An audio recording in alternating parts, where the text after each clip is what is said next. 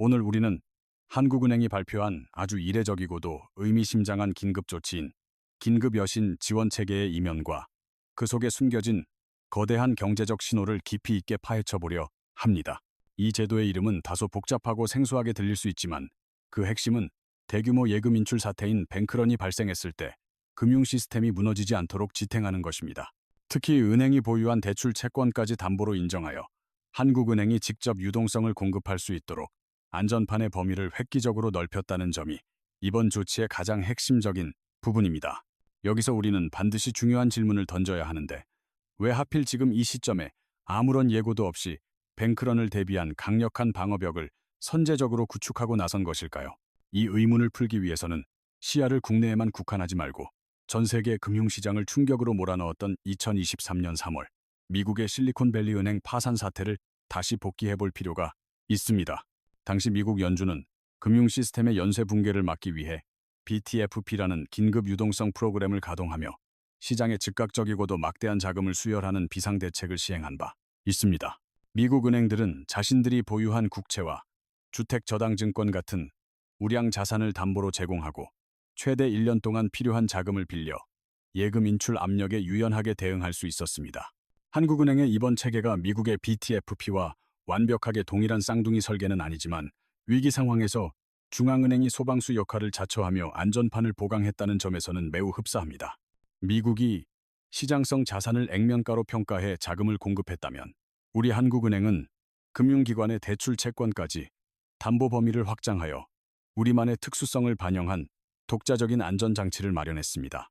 두 나라 중앙은행의 메시지는 명확한데 디지털 시대에는 소문이 번지는 속도와 자금이 빠져나가는 속도가 너무 빨라 위기 발생 후의 수습보다 사전 예방이 절대적으로 중요하다는 것입니다. 그렇다면 우리는 진실을 마주해야 합니다. 과연 한국은행의 이번 조치는 다가올 거대한 경제 위기의 서막을 알리는 신호탄일까요? 아니면 단순한 글로벌 표준형 안전장치일 뿐일까요? 이번 영상에서는 이 발표를 둘러싼 상반된 두 가지 시각을 끝까지 추적하여 우리가 현재 놓치고 있는 진짜 위험과 이번 조치가 갖는 본질적인 의미를 낱낱이 파헤쳐 보겠습니다.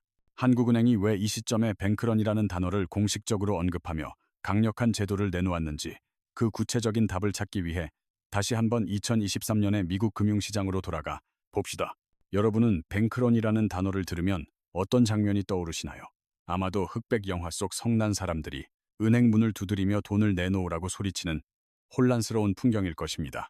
실제로 과거의 뱅크런은 사람들이 직접 은행 앞에 길게 줄을 서야 했고 은행 영업시간이라는 물리적인 제약 안에서만 예금 인출이 가능했던 공간적, 시간적 한계가 분명했습니다. 하지만 최근 발생한 실리콘밸리 은행 사태는 과거의 문법과는 완전히 달랐는데 줄을 선 사람도 고성을 지르는 사람도 없었지만 그 파괴력은 이전의 그 어떤 사례보다 강력했습니다. 모든 일은 고요하고 신속하게 각자의 스마트폰 화면 속에서 일어났으며 단 하루 만에 실리콘밸리 은행에서 인출 요구가 들어온 예금액은 무려 420억 달러, 우리 돈 55조 원이었습니다. 은행 전체 예금의 대부분이 단 24시간 만에 빠져나가겠다고 아우성을 치는 상황 속에서 결국 실리콘밸리 은행은 역사상 가장 빠른 속도로 파산을 선고하며 문을 닫아야만 했습니다. 핵심 고객층 예금의 무려 85%가 하루아침에 증발하거나 이탈해버린 이 사건은 디지털 금융시대가 가져온 새로운 형태의 공포이자 중앙은행들에게 커다란 숙제를 안겨주었습니다. 과거의 뱅크런이 댐의 작은 균열에서 물이 조금씩 새어나오는 것이었다면 디지털 뱅크런은 스마트폰 터치 한 번으로 댐의 수문 전체가 동시에 열려버리는 것과 같은 재앙입니다. 이러한 무서운 인출 속도 뒤에는 세 가지 결정적인 배경이 존재하는데 그 첫 번째는 바로 실리콘밸리 은행의 주요 고객들이 테크 기업과 벤처 캐피탈이라는 특수성에 있었습니다. 이들은 누구보다 디지털 환경에 익숙할 뿐만 아니라 서로 긴밀하게 연결된 커뮤니티를 형성하고 있었기에 정보의 공유와 확산이 빛의 속도로 일어날 수 있는 구조였습니다. 두 번째 배경은 소셜미디어의 폭발적인 역할인데 은행이 위험하다는 소문이 트위터나 왓츠앱 같은 메신저를 통해 전 세계로 순식간에 퍼져나가며 공포를 증폭시켰습니다. 실제로 영향력 있는 유명 벤처 투자자가 지금 당장 돈을 빼라는 메시지를 보내자마자 수백 개의 기업들이 단체로 동요하며 동시에 자금을 옮기기 위해 움직이기 시작했습니다. 정보의 확산 속도가 곧 예금의 인출 속도를 결정해버리는 이 냉혹한 메커니즘은 과거의 금융상식을 완전히 뒤엎으며 새로운 시대의 위험 신호로 자리 잡았습니다. 그리고 세 번째이자 가장 결정적인 원인은 바로 모바일 뱅킹 그 자체였는데, 이제는 더 이상 은행 지점에 갈 필요도, 심지어 컴퓨터를 켤 필요조차 없어진 시대입니다. 불안감을 느낀 기업의 CEO들은 주머니 속 스마트폰을 꺼내 앱을 열고 단 몇 번의 터치만으로 수천억 원의 자금을 다른 안전한 은행으로 순식간에 이동시켜버렸습니다. 물리적인 마찰력이 0에 가까워진 순간 은행이 쌓아 올렸던 전통적인 방어벽은 아무런 의미를 갖지 못했으며, 기술의 진보가 오히려 금융의 가장 약한 고리를 파고든 셈입니다. 이것이 바로 한국은행이 이번 조치를 발표하며 금융의 디지털 전환 가속화라는 표현을 굳이 강조한 이유이며, 우리 역시 결코 이러한 위협에서 자유로울 수 없음을 시사합니다. 전 국민이 스마트폰으로 금융 거래를 하는 IT 강국인 한국이야말로 디지털 뱅크런이라는 보이지 않는 괴물의 가장 취약한 구조를 가지고 있다고 해도 과언이 아닐 것입니다. 우리는 지금까지 한국은행이 왜 이토록 강력한 안전장치를 서둘러 만들었는지 그 배경을 살펴보았지만, 여기서 우리는 더욱 본질적이고 날카로운 질문을 마주해야 합니다. 이번 조치가 단순히 만일의 사태를 대비한 예방주사라면 다행이겠지만, 혹시 한국 경제 내부에서 이미 무너지고 있는 약한 고리를 감추기 위한 긴급 처방은 아닐까요?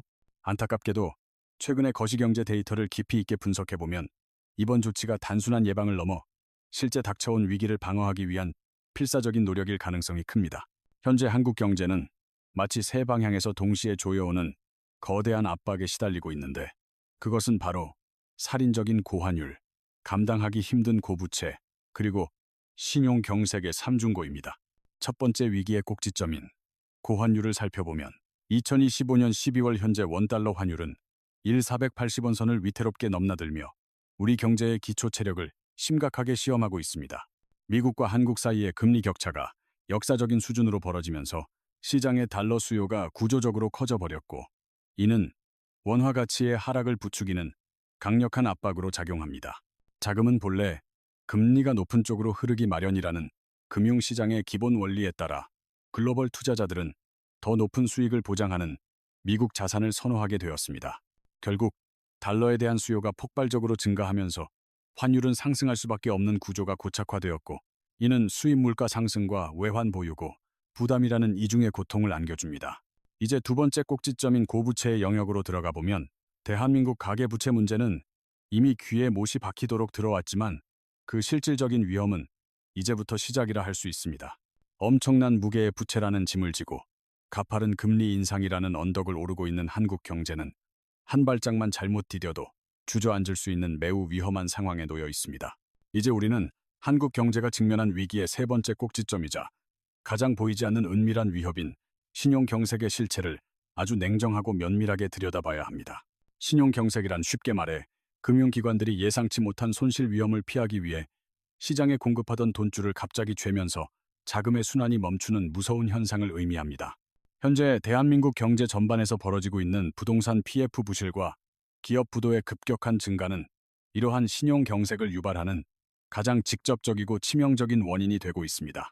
사실 지난 2022년 말 발생했던 레고랜드 사태 이후 국내 부동산 PF 시장의 부실 위험은 근본적으로 해소되지 않은 채 계속해서 눈덩이처럼 커져오며 위기감을 고조시켰습니다.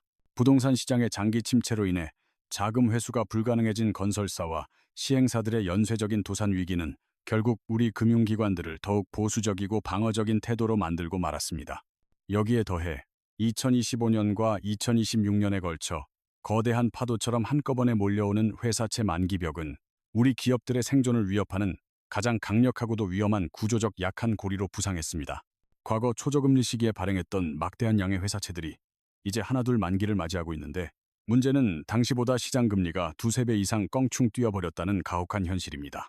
대기업은 그나마 버틸 체력이 있겠지만 벌어들인 돈으로 이자조차 제때 갚지 못하는 이른바 한계 기업 비중이 높은 중소기업과 건설사들은 이 가혹한 금리 구조를 감당할 수 없습니다. 실제로 내년 초 만기가 도래하는 회사채 물량만 24조 원에 달하며 2026년 전체 규모는 78조 원이라는 역대 최대치로 집계되어 자금 시장의 긴장감을 극도로 높이고 있습니다. 국고채 금리의 예기치 못한 급등으로 인해 기업들의 회사채 발행이 줄줄이 취소되거나 무기한 연기되면서 자금이 절실한 기업들이 돈을 구할 곳을 찾지 못하는 악순환이 반복됩니다. SK텔레콤이나 흥국생명, KCC 글라스와 같은 우량 기업들조차 투자 심리 위축으로 인해 발행 계획을 철회하거나 일정을 미룰 정도로 현재 대한민국 자금 조달 시장은 꽁꽁 얼어붙었습니다. 돈을 빌려야 하는 기업은 갈수록 늘어나고 있는데 이를 뒷받침할 투자자와 금융기관의 여력은 점점 줄어드는 전형적이고도 위험한 신용경색의 징후가 곳곳에서 포착되고 있습니다. 더욱 큰 문제는 고환율과 고물가라는 복합적인 변수 때문에 한국은행이 금리를 마음 놓고 내릴 수 없으며 금융기관들은 이미 철저한 위험 회피 모드로 돌아섰다는 사실입니다. 이처럼 안팎으로 꽉 막힌 상황에서 기업 부도는 결코 하나로 끝나지 않으며 부동산 PF 조달 실패부터 건설사 도산까지 이어지는 파괴적인 연쇄 도미노가 시작될 수 있습니다. 기업의 무너짐은 곧 우리 사회 양질의 일자리 상실로 이어지고 실업의 증가는 가계소득 감소와 소비 위축을 불러와 경제 전체를 깊고 어두운 침체의 또수로 빠뜨리게 될 것입니다. 또한 이러한 기업 부실은 은행과 증권, 보험사의 자산 건전성을 직접적으로 타격하여 금융 시스템 전체의 신뢰를 흔들고 추가적인 신용 경색을 불러오는 치명적인 악순환을 완성합니다. 최근 조사에 따르면 국내 부동산 PF 익스포저 규모는 약 178조 원에 달하며 그중 부실 우려 금액만 18조 원으로 추산되어 여전히 우리 경제의 거대한 뇌관으로 남아 있습니다. 바로 이런 위태롭고 엄중한 상황 속에서 한국은행이 전격적으로 발표한 이번 긴급여신 지원체계는 위기의 연쇄 반응을 막기 위한 최후의 방어선이자 마지막 안전핀이라 할 수 있습니다. 그런데 정말 아이러니하게도 이토록 아슬아슬한 한국 경제에 아주 작은 숨구멍을 틔워주는 반가운 소식이 머나먼 태평양 건너 미국으로부터 조금씩 들려오기 시작했습니다. 그것은 바로 세계 최강 경제 대국인 미국의 경기가 서서히 식어가고 있다는 지표상의 신호인데 남의 나라 불황 소식이 우리에게는 왜 새로운 희망의 불씨가 되는 것일까요? 한국 경제가 직면한 이 역설적인 상황을 정확하게 이해하기 위해서는 우리 한국은행과 미국 연방준비제도 사이에 매우 밀접하고도 치명적인 관계를 먼저 들여다봐야 합니다. 지난 몇 년간 대한민국 중앙은행을 가장 괴롭혔던 핵심적인 문제는 바로 미국 연준이 인플레이션을 잡기 위해 단행했던 유례 없이 공격적이고도 거침없는 금리 인상이었습니다. 미국이 금리를 빠르게 올리자 전 세계 자금은 달러로 몰렸고 이는 곧 달러 강세와 원화 가치 하락으로 이어져 우리 외환 시장에 막대한 부담을 주었습니다. 원화 가치를 지키기 위해 우리도 금리를 따라 올려야 했지만 이미 임계점에 도달한 가계 부채 폭탄이 터질까봐 이러지도 저러지도 못하는 진퇴양난의 딜레마에 빠졌던 것입니다. 그런데 미국의 경기가 서서히 둔화되기 시작하면 상황은 완전히 반전되는데 미국 경제가 식으면서 소비가 줄어들고 물가 상승을 억제하는 강력한 압력이 발생하기 때문입니다. 미국 내 물가가 안정적인 흐름을 보이기 시작하면 미 연준은 더 이상 금리를 올릴 명분을 잃게 되며 오히려 경기 부양을 위해 금리 인하를 진지하게 고려하게 됩니다. 미국이 금리 인상을 멈추거나 인하 사이클로 진입하게 되면 한국은행은 비로소 원화 가치 방어라는 무거운 짐을 내려놓고 정책적인 숨통을 틔울 수 있는 소중한 여유를 얻게 됩니다. 무리하게 금리를 올려 가계부채의 뇌관을 건드리지 않고도 경제 시스템을 관리할 수 있는 귀중한 시간을 벌게 되는 것이며 이것이 우리가 미국의 경기 둔화를 기다리는 이유입니다. 실제로 최근 발표된 데이터를 보면 그 신호가 매우 명확한데 2025년 11월 기준 미국의 제조업 경기를 보여주는 핵심 지표인 ISM 제조업 지수는 48.1을 기록했습니다. 이 지표는 기준점인 50보다 낮으면 경기 위축을 의미하는데 여전히 위축 국면에서 벗어나지 못하고 있다는 사실은 미국 연준의 긴축 강도가 약해질 것임을 강력하게 시사합니다. 바로 이것이 지금 대한민국 경제가 누리고 있는 역설적인 희망의 실체이며 미국의 기침 소리가 들려올 때 우리가 잠시나마 안도의 한숨을 내쉴 수 있는 이유이기도 합니다. 하지만 여러분, 이러한 안도는 어디까지나 일시적인 다행일 뿐이며 미국이 기침을 하면 한국은 독감에 걸린다는 오래된 경제적 격언을 우리는 결코 잊어서는 안 됩니다. 지금 우리가 듣고 있는 미국의 기침 소리가 만약 단순한 감기가 아니라 심각한 폐렴, 즉 본격적인 경기 침체의 시작이라면 상황은 우리가 예상치 못한 방향으로 흘러갈 수 있습니다. 미국 경제가 단순한 둔화를 넘어 깊은 침체의 늪에 빠지게 된다면 수출에 의존해 먹고 사는 우리 대한민국 경제에는 그야말로 피할 수 없는 직격탄이 날아오게 될 것입니다. 통계 지표를 살펴보면 2024년 기준 한국의 전체 수출액 중 대미 수출이 차지하는 비중은 무려 18.3%에 달하며 이는 우리 경제 역사상 사상 최고치를 경신한 수치입니다. 반도체와 자동차, 배터리 등 대한민국을 지탱하는 주력 산업들이 현재 미국 시장에 얼마나 깊고 구조적으로 의존하고 있는지를 이 숫자는 아주 냉정하게 증명해주고 있습니다. 미국의 소비가 멈춘다는 것은 곧 한국 공장의 가동 중단을 의미하며 수출길이 막히면 우리 경제를 지탱하는 가장 거대한 성장 엔진이 동력을 잃고 멈춰서게 되는 것입니다. 결국 현재 한국 경제는 미국의 경기가 너무 뜨거워도 고금리 압박 때문에 힘들고 반대로 너무 차가워져도 수출 부진 때문에 힘든 아주 아슬아슬한 외줄타기를 하고 있습니다. 마치 동화 속 곰의 죽처럼 너무 뜨겁지도 너무 차갑지도 않은 완벽한 상태인 골디락스가 지속되기만을 간절히 바라야 하는 것이 지금 우리 경제의 서글픈 현실입니다.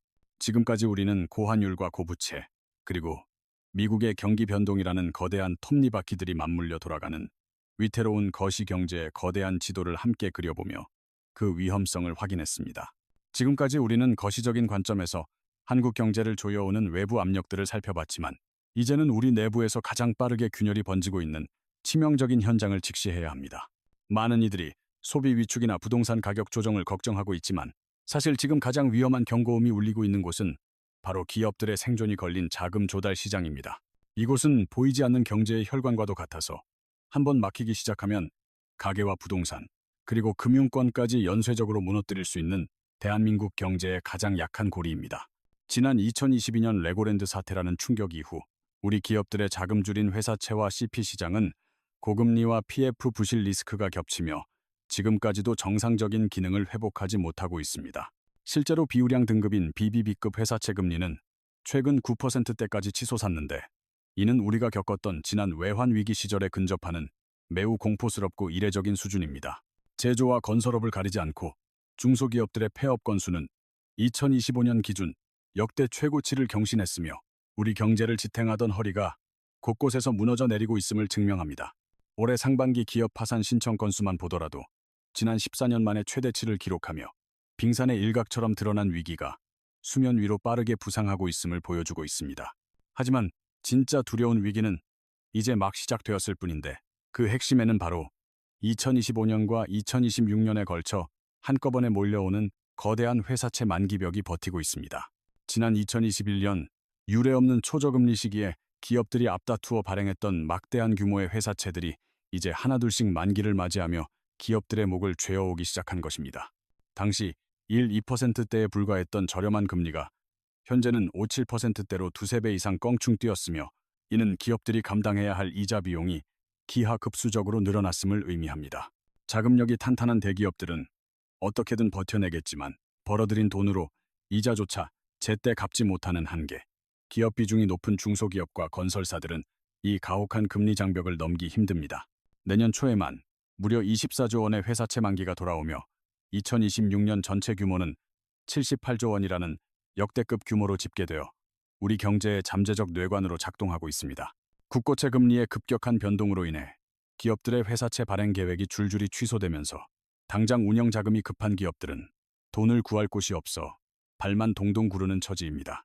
SK텔레콤이나 흥국생명, KCC 글라스와 같은 우량한 대기업들조차 투자 심리 위축으로 인해 발행을 철회하거나 연기할 정도로 현재 시장의 불씨는 뿌리 깊게 박혀 있습니다.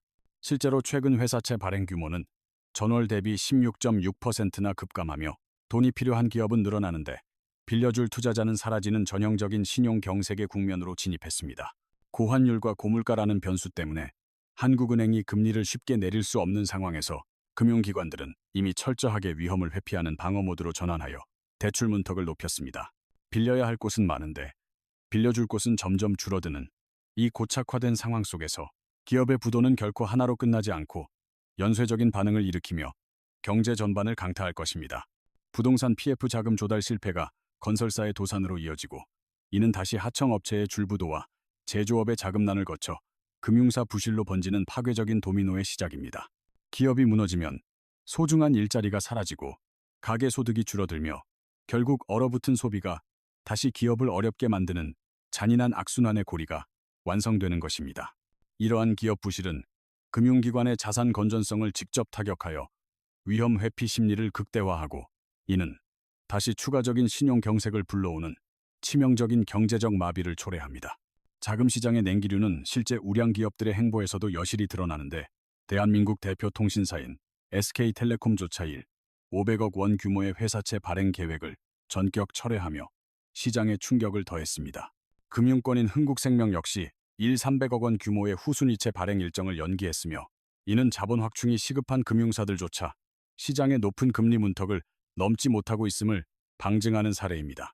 중견그룹의 핵심 계열사인 KCC글라스 역시 회사채 발행을 연기했는데 이는 특정 산업의 문제가 아니라 경제 전반의 자금 조달 생태계가 심각하게 훼손되었음을 의미하는 경고등입니다.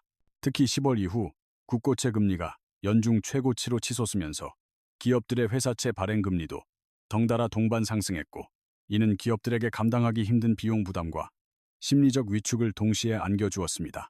투자자들 사이에서는 빌려줬다가 못 받으면 어떡하지? 라는 근본적인 불안감이 확산되면서 우량 등급이 아닌 기업들에 대한 투자 심리는 그야말로 얼음장처럼 차갑게 식어버린 상황입니다. 실제 통계를 살펴보면 지난달 회사채 발행 규모는 약 23조 6천억 원으로 전월 대비 무려 16.6%나 감소했으며 이는 자금 시장의 혈맥이 빠르게 굳어가고 있다는 명백한 증거입니다.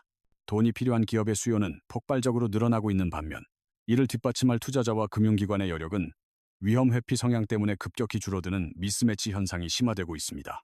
설상가상으로 고환율과 고물가라는 거대한 장벽 때문에 한국은행은 시장의 기대만큼 금리를 쉽게 내릴 수 없는 딜레마에 빠져 있으며 이는 자금난을 겪는 기업들에게 가혹한 환경입니다.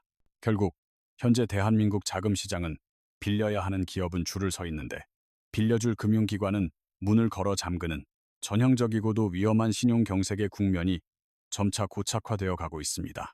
이러한 구조 속에서 기업 부도는 결코 개별적인 사건으로 끝나지 않으며 부동산 PF 자금 조달 실패가 건설사 도산으로 이어지는 파괴적인 연쇄 반응의 첫 번째 단추가 될 수 있습니다.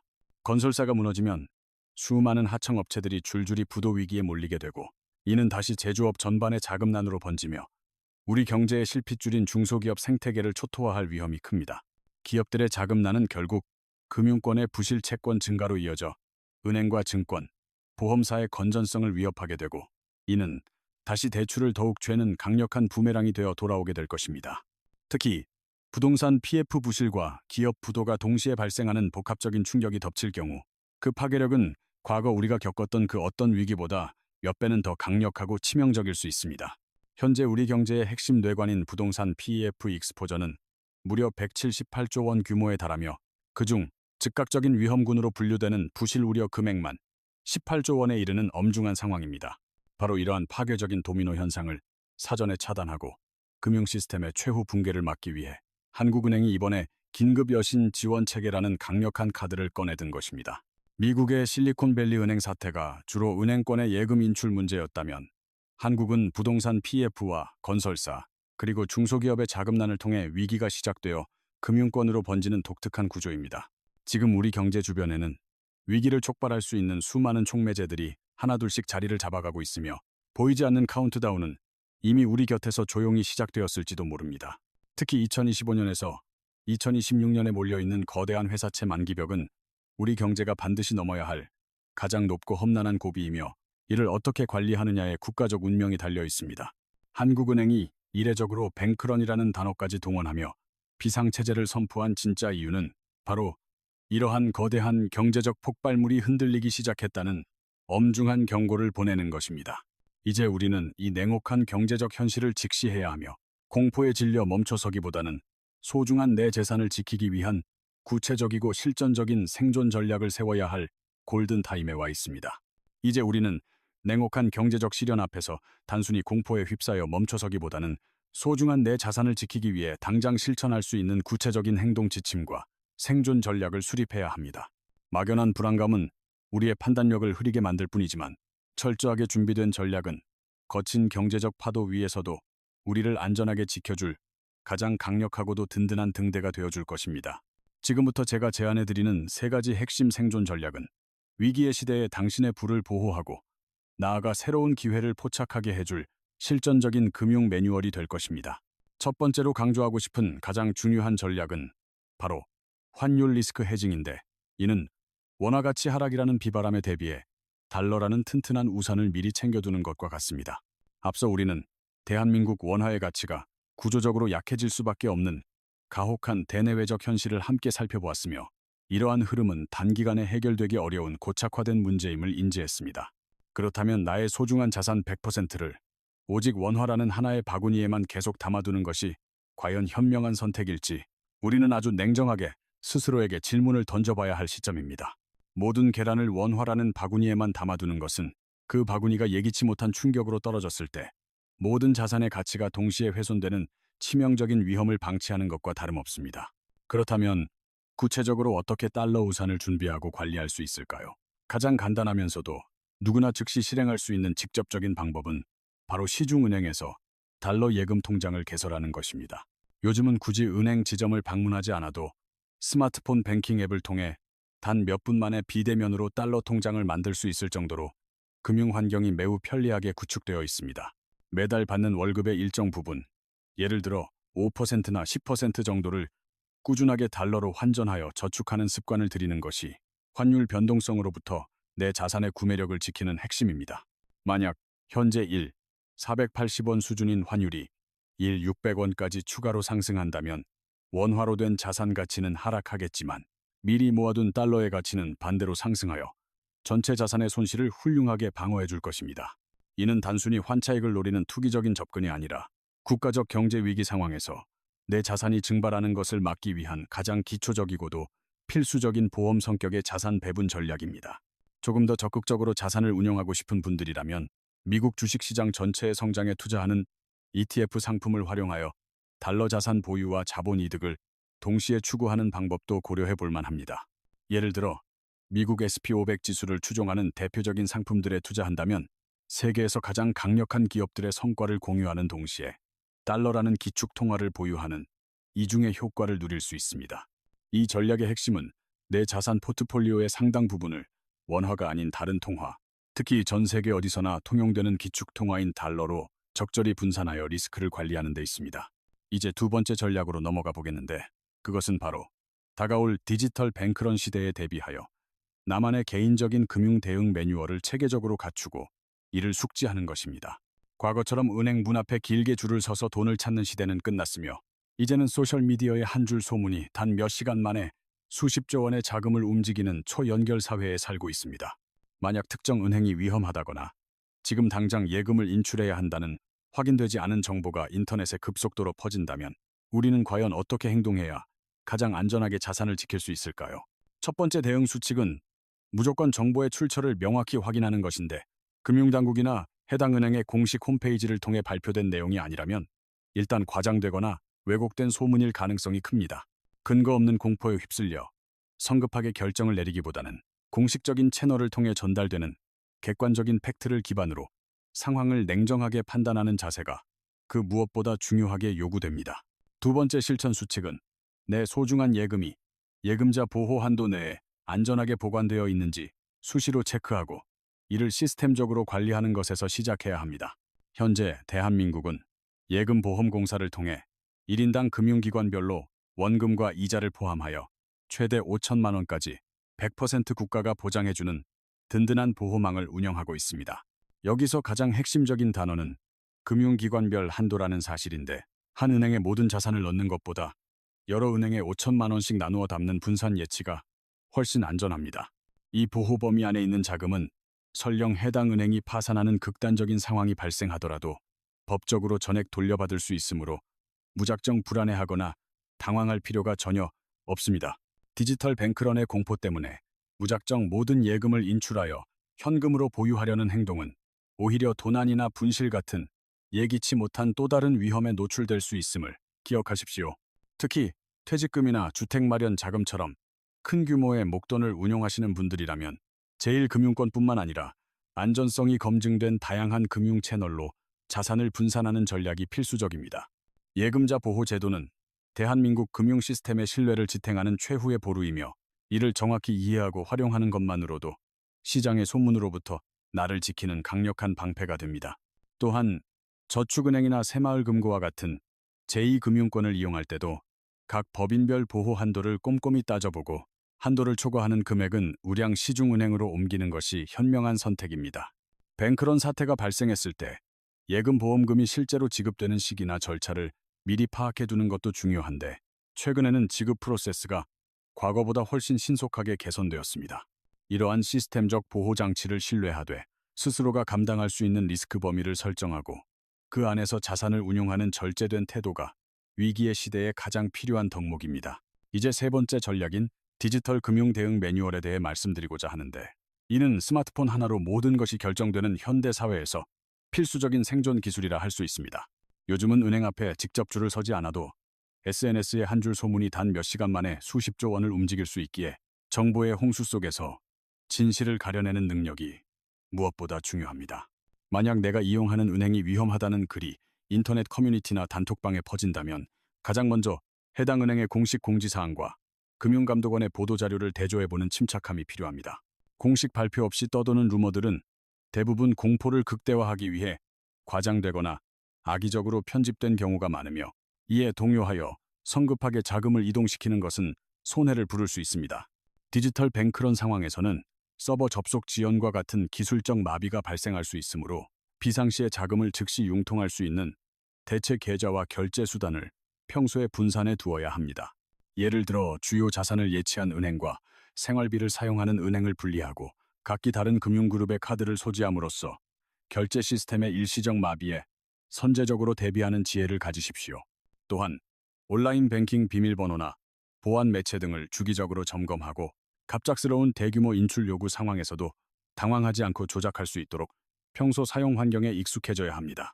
준비된 대응 매뉴얼을 머릿속에 시뮬레이션 해보는 것만으로도 실제로 위기가 닥쳤을 때 남들이 공포에 질려 우왕좌왕하는 사이 당신은 가장 차분하고 신속하게 움직일 수 있습니다. 결국 뱅크런이라는 괴물은 인간의 심연에 자리 잡은 원초적인 공포를 먹고 자라나지만 지식과 준비로 무장한 당신에게는 결코 그 파괴적인 영향력을 발휘하지 못할 것입니다. 이러한 실전적인 준비는 단순히 자산을 보호하는 차원을 넘어 위기 속에서도 평정심을 유지하며 올바른 판단을 내릴 수 있는 심리적 여유를 제공하는 가장 큰 보이지 않는 자산이 됩니다. 많은 전문가들은 현재의 경제 상황을 1997년의 IMF 외환 위기와 비교하곤 하지만 지금 우리가 처한 현실은 당시와는 질적으로 다른 아주 복합적이고도 은밀한 성격을 띠고 있습니다. 과거의 위기가 갑작스러운 외환 부족으로 인한 급성 질환이었다면 현재의 위기는 고금리와 고부채가 우리 경제의 기초 체력을 서서히 갉아먹는 만성 질환과 같은 고통스러운 과정을 보여줍니다. 우리는 지금 눈앞에서 거대한 폭풍이 몰아치는 것을 보는 것이 아니라 빙하가 아주 천천히 녹아내리며 주변의 모든 것을 삼키는 슬로모션 위기의 한복판을 지나고 있는 셈입니다. 한국은행이 이번에 발표한 비상대책은 우리에게 닥칠 충격을 완전히 없애주는 마법의 지팡이는 아니지만 위기에 대응할 수 있는 소중한 시간이라는 가장 큰 선물을 준 것입니다. 이 소중한 시간을 어떻게 활용하느냐에 따라 개인의 운명이 결정되는데, 단순히 뉴스 헤드라인에 일희일비하기보다는 그 이면에 숨겨진 자금 흐름의 본질을 꿰뚫어보는 통찰력이 필요합니다. 특히 대한민국 경제의 가장 큰 아킬레스건인 부동산 PF 문제는 여전히 해결되지 않은 시한폭탄과 같아서 언제 어디서 작은 불꽃이 튀어 거대한 폭발로 이어질지 아무도 장담할 수 없습니다. 가계부채라는 무거운 짐을 지고 가파른 금리의 고개를 넘어야 하는 우리 평범한 이웃들에게 지금 필요한 것은 무모한 투자 수익이 아니라 내 가정을 지키는 견고한 경제적 방어막입니다. 경제의 중추인 중산층이 무너지지 않고 버텨주는 것이 국가 전체의 안녕을 위해 무엇보다 중요하며, 이를 위해 각 개인은 자신의 현금 흐름을 극도로 보수적으로 관리해야 할 시점입니다. 위기의 시대에 가장 수익률이 높은 투자는 다름 아닌 지식에 대한 투자이며, 경제 지표를 스스로 해석하고 판단할 수 있는 능력이야말로 그 어떤 자산보다 강력한 헤징 수단이 됩니다. 시장의 신용 스프레드와 장단기 금리 역전 현상을 주기적으로 모니터링하며 자금 시장의 미세한 변화가 내 실물 경제에 어떤 영향을 미칠지 미리 시뮬레이션 해보는 습관을 가지십시오. 이제는 공격적인 자산 증식의 시대에서 생존을 위한 자산 수비의 시대로 패러다임을 전환해야 하며, 불필요한 부채를 줄이고 유동성을 확보하는 것이 최우선적인 생존 전략이 되어야 합니다. 내가 거래하는 지역 금융기관이나 제2금융권의 건전성 지표를 정기적으로 확인하고 이상 징후가 포착될 경우 주저없이 행동 지침에 따라 자산을 안전한 곳으로 이동시키는 결단력이 필요합니다. 폭풍 전야의 고요함에 속아 방심하는 낙관 편향은 위기의 순간에 우리를 가장 위험하게 만드는 적이며, 항상 최악의 시나리오를 머릿속에 그려두고 대비하는 비관적 현실주의자가 되어야 합니다. 한미 금리 격차와 글로벌 공급망의 재편이라는 거대한 파도는 개인이 막을 수 없지만 그 파도의 방향을 읽고 내 작은 배의 돛을 어떻게 조정할지는 오로지 당신의 선택에 달려 있습니다. 지금 우리가 겪고 있는 이 고통스러운 조정의 시간은 어쩌면 다음 세대에게 더 건강한 경제 생태계를 물려주기 위해 반드시 거쳐야만 하는 뼈아픈 성장통일지도 모른다는 생각을 해봅니다. 주변의 이웃들과 올바른 경제 정보를 공유하고 서로를 지탱해주는 공동체적 유대감은 각박한 위기 상황에서 우리가 인간다움을 잃지 않고 버텨낼 수 있게 하는 심리적 안전망이 됩니다. 높은 수익률의 유혹보다는 원금을 온전히 보존하는 것의 가치를 다시 한번 되새기며 거친 비바람이 지나가고 태양이 다시 뜰 때까지 인내심을 갖고 자리를 지키는 지혜가 절실합니다. 고물가 시대에 맞춰 불필요한 소비 패턴을 과감히 구조조정하고 자립 가능한 경제적 구조를 만드는 노력은 단순히 돈을 아끼는 것을 넘어 내 삶의 주도권을 되찾는 숭고한 과정입니다. 한국은행이라는 최후의 대부자가 든든한 방패가 되어주고 있음을 기억하되 그 방패 뒤에서 나 스스로가 얼마나 단단하게 무장하고 있는지를 끊임없이 자문하고 점검해야 할 시간입니다. 이제 이번 긴 여정의 마침표를 찍으며 우리가 가슴 깊이 새겨야 할 마지막 메시지를 전달하려 하는데, 위기는 준비되지 않은 자에게는 재앙이지만 준비된 자에게는 거대한 기회의 문입니다. 우리는 이제 한국은행이 뱅크런이라는 단어를 선택하며 보낸 강력한 경고 메시지가 단순히 위기설을 유포하기 위함이 아니라 우리 금융 시스템의 회복 탄력성을 높이기 위한 필연적인 과정임을 이해하게 되었습니다. 디지털 시대의 금융위기는 우리가 잠든 사이에도 빛의 속도로 번질 수 있기에 중앙은행이 미리 방어벽을 높게 쌓아두는 것은 국가 경제의 지속 가능성을 지탱하는 가장 기초적인 안전장치입니다. 하지만 국가가 제공하는 안전망이 모든 것을 해결해 줄 것이라는 지나친 낙관론은 금물이며, 각 개인은 자신의 자산 구조가 외부 충격에 얼마나 취약한지 스스로 끊임없이 되물으며 점검해야 합니다. 환율의 파고와 금리의 장벽, 그리고 신용 경색의 냉기류가 교차하는 이 엄중한 시기에 우리가 가져야 할 가장 날카로운 무기는 바로 시장의 이면을 읽어내는 정교하고도 깊이 있는 통찰력입니다.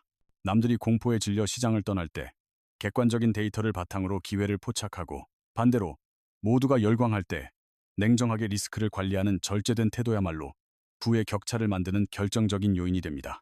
부동산 PF 부실과 기업 부채의 만기벽이라는 거대한 과제가 우리 앞에 놓여 있지만, 대한민국 경제는 과거 수많은 국난을 극복하며 쌓아온 저력과 유연한 대응 능력을 이미 충분히 갖추고 있습니다. 이제 여러분은 제가 제안해드린 달러 해징과 예금자 보호, 한도 관리, 그리고 디지털 대응 매뉴얼이라는 세 가지 방패를 손에 쥐었으며, 이는 어떠한 경제적 폭풍우 속에서도 여러분을 지켜줄 것입니다. 지식은 공유될 때 그 가치가 배가 된다는 믿음 아래 오늘 배운 소중한 정보들을 주변의 소중한 사람들과 나누며 함께 성장하고 생존해 나가는 건강한 경제 공동체를 만들어 가시기를 당부드립니다. 변화하는 금융 환경에 기민하게 반응하되 중심을 잃지 않는 나무처럼 견고하게 자리를 지킨다면 지금의 시련은 머지않아 여러분의 자산을 더욱 단단하게 만드는 소중한 밑거름이 되어 돌아올 것입니다. 거센 비바람이 몰아치는 경제적 겨울을 지나고 있지만 준비된 이들에게는 이 차가운 바람조차 자산의 불필요한 거품을 걷어내고 진정한 가치를 발견하게 하는 소중한 성장의 기회가 될 것입니다. 한국은행의 이번 발표가 우리에게 주는 진정한 교훈은 설마 하는 방심을 버리고 만약이라는 대비를 일상화하라는 것이며, 이러한 깨어있는 시민의식이 모여 국가 전체의 금융 체력을 완성합니다. 여러분의 주머니 속 스마트폰은 위기를 전파하는 통로가 될 수도 있지만, 동시에 올바른 정보를 습득하고 신속하게 자산을 방어하는 가장 강력한 개인용 금융 관제탑이 될 수도 있음을 잊지 마십시오. 앞으로 전개될 글로벌 경제의 불확실성 속에서도 저와 함께 꾸준히 학습하고 소통해 나간다면 우리는 그 어떤 거대한 파도가 닥쳐와도 흔들리지 않고 목적지까지 안전하게 항해할 수 있을 것입니다. 높은 수익률이라는 화려한 불빛에 현혹되어 소중한 원금을 잃는 어리석음을 범하지 않도록 항상 자산의 안전성을 최우선 가치로 두는 보수적이고 현명한 투자자의 길을 꿋꿋하게 걸어가시길 바랍니다. 이번 영상에서 다룬 긴급 여신 지원 체계의 본질과 거시 경제의 흐름이 여러분의 복잡했던 머릿속을 명쾌하게 정리해주고 미래를 설계하는 데 실질적인 도움이 되었기를 진심으로 소망하며 응원합니다. 경제적 자유는 단순히 돈을 많이 버는 것이 아니라 돈에 휘둘리지 않는 주체적인 삶을 사는 것이며, 이를 위해 우리는 매일 조금씩 지식의 영토를 넓히고 비판적인 사고의 근육을 단단히 키워야 합니다. 다시 한번 강조하지만 준비된 자에게 위기는 언제나 가면을 쓴 기회로 찾아오며 지금 이 영상을 끝까지 시청하며 공부하신 여러분은 이미 그 기회를 잡을 충분한 자격을 갖추신 훌륭한 분들입니다. 고난의 시간은 결국 지나가기 마련이고 태양은 다시 떠오를 것이기에 그때까지 평정심을 잃지 말고 각자의 자리에서 최선을 다하며 더 밝고 풍요로운 내일을 위해 함께 힘차게 나아갔으면 좋겠습니다. 오늘 제가 준비한 대한민국 경제의 숨겨진 진실과 생존 전략에 대한 이야기는 여기까지이며 더 깊이 있고 유익한 분석으로 다시 찾아뵐 것을 약속드리며 시청해주신 여러분께 깊은 감사를 드립니다. 오늘 전해드린 이 긴급한 경제적 통찰이 여러분의 소중한 자산을 지키고 나아가 흔들리는 세상 속에서 흔들리지 않는 든든한 등대가 되기를 진심으로 바라며 대단원의 막을 내리겠습니다.